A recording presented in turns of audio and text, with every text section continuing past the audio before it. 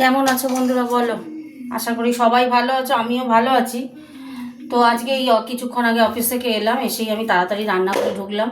রান্না করতে হবে, খেতে হবে, আবার কাল সকালবেলা বেরোতে হবে। এই যে চিকেনটা আজকে মেরিনেট করে নিয়েছি গো, ওই জন্য দেখিয়ে দিলাম চিকেনটা যে মেরিনেট করে রান্না করব। তো দুটি তিন দিন নিরামিষ গেল তো শিবরাত্রিতে, সেই জন্য আজকে একটু চিকেন নিয়ে এলাম আসার পথে। চলো রান্না ফিরে যাই, ঠিক আছে? চলো রান্নাটা করি।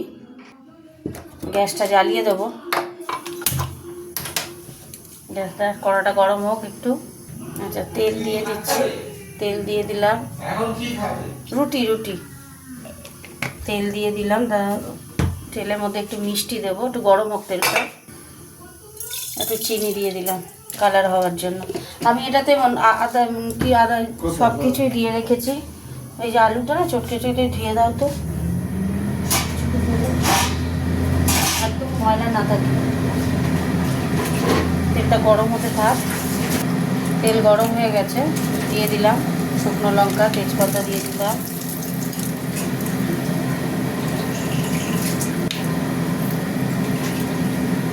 এবার দিয়ে দেবো পেঁয়াজ।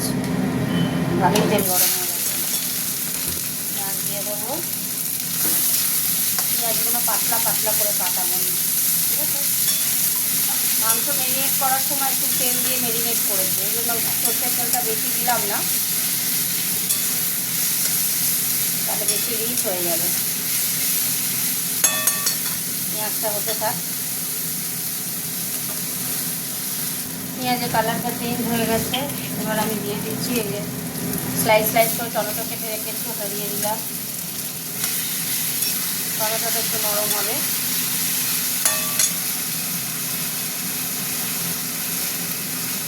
এখানে আর একটা টমেটো দিয়ে দিলাম হাফ করে, এটা গোটা গোটা থাকবে, একটু হাফ করে দিলাম টমেটোটা, বুঝেছো?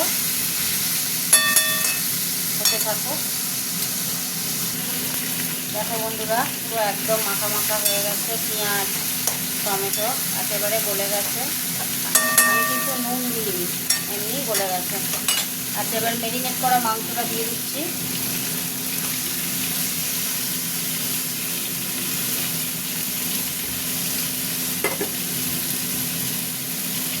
পাত্রটা দিয়ে পাত্রের জলটুকু সেটা দেবো। আজকে কী করবো বলো তো, প্রেশার কুকারে তাড়াতাড়ি আছে তো, প্রেশার কুকারে সিটি মারবো। এই মেরিনেট করেছি, এটাতে না নুন দেওয়া রয়েছে, নুন দিয়ে সর্ষের তেল দিয়ে মেরিনেট করেছি, মশলা দিয়ে, সব মশলা দেওয়া আছে এতে। কাশ্মীরি লঙ্কা গুঁড়ো থেকে শুরু করে ধনে গুঁড়ো, জিরে গুঁড়ো, হলুদ গুঁড়ো, লঙ্কা গুঁড়ো সব দেওয়া আছে, সব ইচ অ্যান্ড এভরিথিং দেওয়া আছে, ঠিক আছে? সব দেওয়া আছে। যা ঘরে রান্না হয় তাই তো করি বলে তোমাদেরকে দেখাই। ভাবো একই জিনিস, আর একই জিনিস সবার ঘরে এই তো রান্না হয়, তাই না? হতে থাক।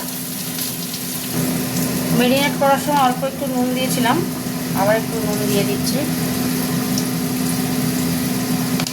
ব্যাস হয়ে গেল, আর দিতে লাগবে না। জল দেওয়ার পরে বুঝতে পারবো লাগবে কি লাগবে না। আপাতত এখন কষা হবে, তাই না? কষা হতে থাক। কালারটা দেখেছো কত সুন্দর এসছে, হতে থাক।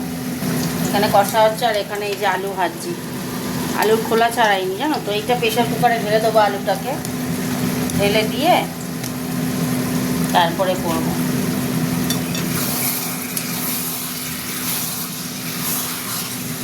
আবার একটু নেড়ে দিই।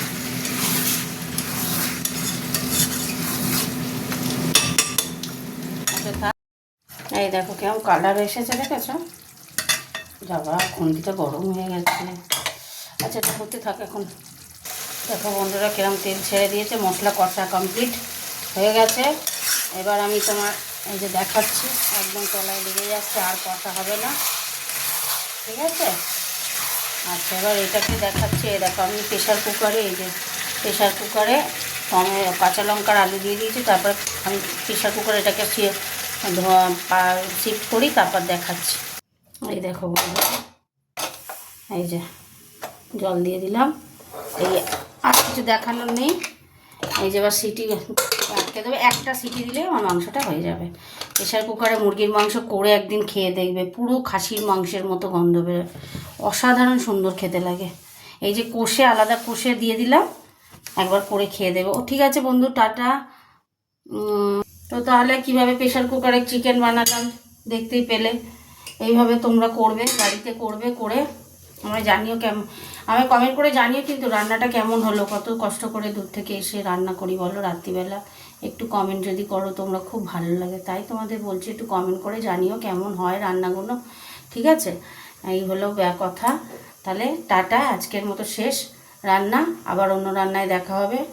তোমাদের বলেই দিলাম একটা সিটি পড়লে আমার রান্নাটা হয়ে যাবে। গুড নাইট সবাইকে, গুড নাইট।